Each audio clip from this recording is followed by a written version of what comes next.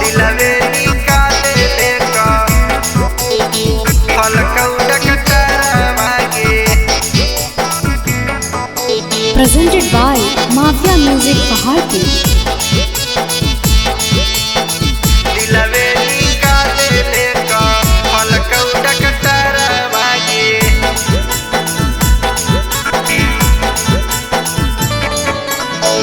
दिलवा में छेद हौ कर लियो एक सारावा गे। दिलवा में छेद हौ कर लियो एक सारावा गे। दिलवे निकाले लेका फलकौड़ा कटरवा गे। दिलवे निकाले लेका फलकौड़ा कटरवा गे। आई लौरी पोट जानू बुरा हौ खबरवा गे। आई लौरी पोट जानू बुरा हौ खबरवा गे।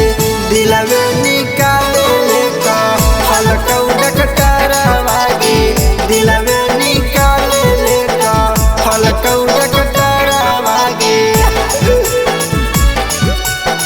दिलवे निकाले लेका फलकौड़ा कटरवा गे।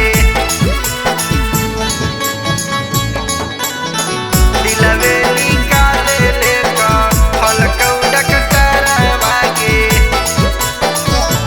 कुछो ठीक नहीं हौगे जान हमारो खबरिया आगे पता न चलोगे कहाँ लैला कौ किस्मतिया।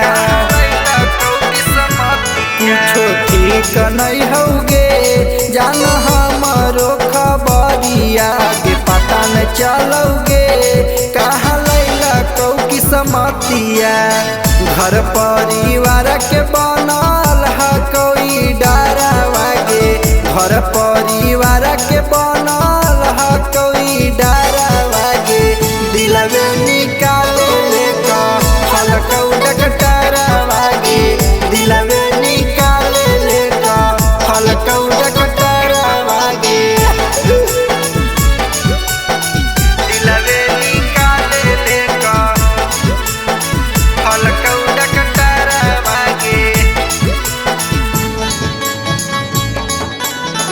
दिलवे निकाले लेका फलकौड़ा कटरवा गे। मुहा देखेले आबोगे जान गौआ जवरिया बड़ी तंग हकौगे जान सुने विजय बिहारिया।